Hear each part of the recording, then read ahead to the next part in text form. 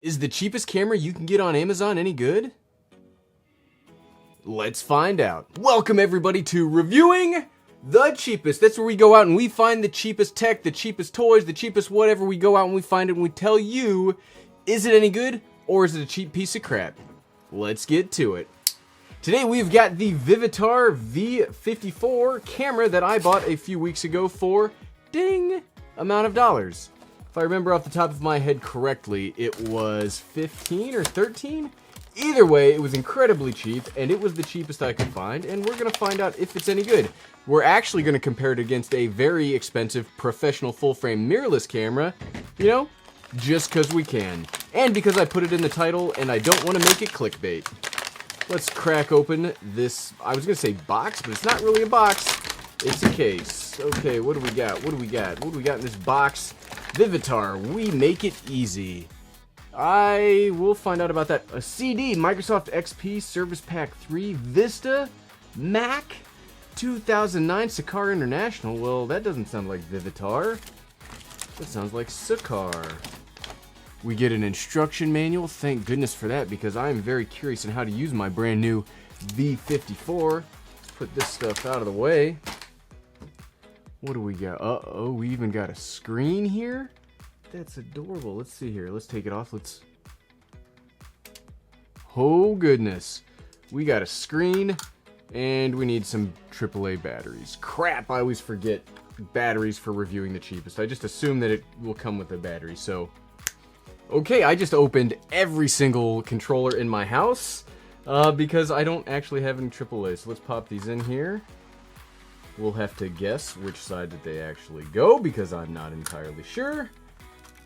Oh, that felt good. Did it turn on? Hey, it turned on and they had power, so we'll turn this up. We're not ready to start messing with the camera yet.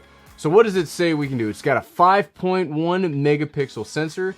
It shoots video. Well, excellent. That's kind of like my thing here. Got some buttons. What does this say it can do? Shoots video clips, holds over 100 photos. 1.5-inch preview screen, we already saw that. Resolution, yep. Oh, I'm excited. Oh, and oh, I thought that was gonna open up to like a cool other instructional thing.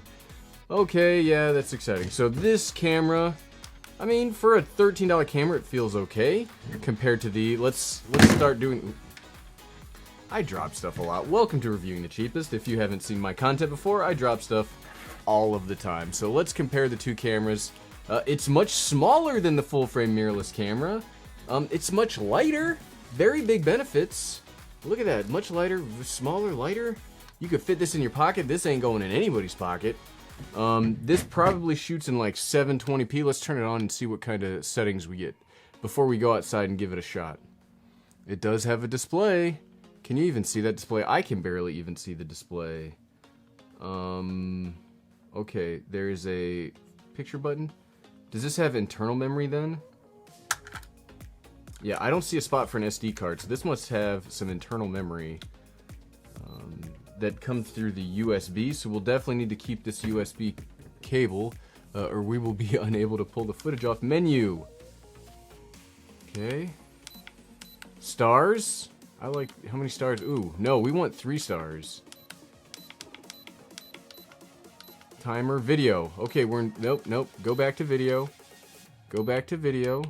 60 hertz, can we make that any better? 60 hertz, okay. Play. Or is that a picture? I think it just took a picture. No. Take video, man. Maybe if I hold it down. Oh, or you could hit play and it'll switch between the two. So now, okay, we're recording. So at least we know how to record. So in comparison, when you use this camera, you do need to set it into, well, you don't need to, but you can set it into movie mode. We'll put the SD card in it because I grabbed 2 SD cards, assuming that the little camera would need an SD card, which it does not. So the difference is, you know, you do have it dedicated on bigger professional cameras.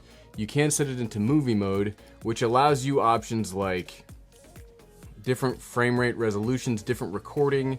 You can set it in different, I think the batteries just died.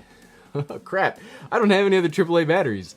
But on bigger cameras, long story short, you basically get more features, you get more function, obviously. So what we're gonna do, I'm gonna go on a hunt for some cheaper batteries because I'm not paying that much to get this. I mean, can you guys hear that? It looks like it does have, oh, I thought that was speakers. That is just some bumps on the camera. Does it have, can we see a microphone? Like, maybe there's a microphone here? I don't see, normally you just find, there's little holes in the camera that are a microphone. I don't actually see one here, so we might be hosed when it comes to audio, but what we'll do, we're gonna hop outside, we're gonna give it a shot, we're gonna see how the video quality looks comparing the two cameras. Maybe you don't need to spend this kind of money to get a camera, and you can just buy a $13 camera. I love, reviewing the cheapest are my favorite videos to make. Okay, I'll see you out there. Okay, we are now outside. We found some new batteries. We've got both cameras ready to go, so, whoop, I forgot we gotta switch this back to video because it resets every single time it turns off, and it has a very fast, like, the second you don't, like, do anything with it, it turns right off. So we are now recording on both cameras. So this is the current camera. This is you guys. Say, what's up, you guys? Hey, everybody. Hey, Everyday Dad. This is us on the camera. So this is the video quality you can see out of both cameras. This is the Sony a7 III. This is the Vivtar Vivicam at 54. I'm not actually sure like how long this will record for, so we'll have to give it a second. Let's see. I doubt it has any kind of like real video chops, but let's just see. Let's compare. Did it just stop? I just heard a beep. It just stopped. Hey, really quickly, while I got you guys here, so you're not actually seeing any video from this camera. I spent the last hour trying to pull the video from both my Windows computer and my Mac, and it just is not, this will detect, the Windows computer detects that it's there, but it won't let you pull the footage off of it. So basically, don't buy this camera. This is, I mean, yes, it's already a cheap piece of crap, but like, you can't even pretend to use it because there's no SD card, there's nothing that will let you actually pull the footage off of this. So everything we did outside is gone, but stick with me and let's see if we can actually shatter this on the ground out there, because I got some frustrations to work out on this camera now. It just stopped recording. I think it can only record, oh, memory is full. It recorded for 30 seconds and the memory is already full. So, hey, there's kind of like your thing. Well, we can turn off the big camera because so we've got a few seconds. Is it enough for like to spend $13 on? No. These cameras are what I call newbie traps, where, you know, you want to go out, you want to buy a camera for your kid, you want to buy your very first camera, you're like, oh, let's type on Amazon and let's find our cheapest camera. And you've heard of the company Vivtar before because they've been making cameras forever, right? Well, you're like, Vivtar, 13 bucks? What do I have to lose? Well, you have to lose 13 bucks. Like, you just thought, it has 30 seconds of memory. Don't waste your money on this. Use your cell phone if you have a cell phone. If you don't have a cell phone, I've got a whole bunch of other videos to find out like what camera you should buy. But just because its battery's dead doesn't mean it escapes from what we're out. Where are we? Where are we right now? We're in the Crucible. It's time to find out, is it a cheap piece of crap? The answer is yes. But is it also a cheap piece of crap that will fall apart once we smash it into the ground a few times? My money's on yes, but let's find out. So what we do here in the Crucible is we're gonna drop it 4 times, see if it still turns on, and find out. I mean, it's still a cheap piece of crap, but is it a useful cheap piece of crap? But is it a durable cheap piece of crap is what we'll find out.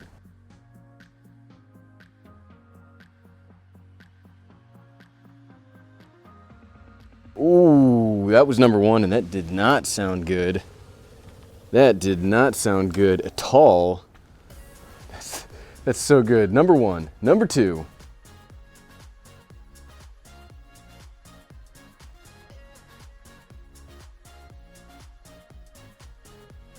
Number 3.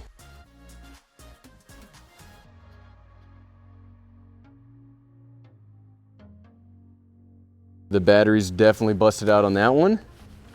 No more batteries. Let's pick these up before my wife gets mad that I left broken shards of camera all over the backyard. Again, welcome to Reviewing the Cheapest. If you've not seen this before, I drop stuff all the time, sometimes on purpose. And number 4.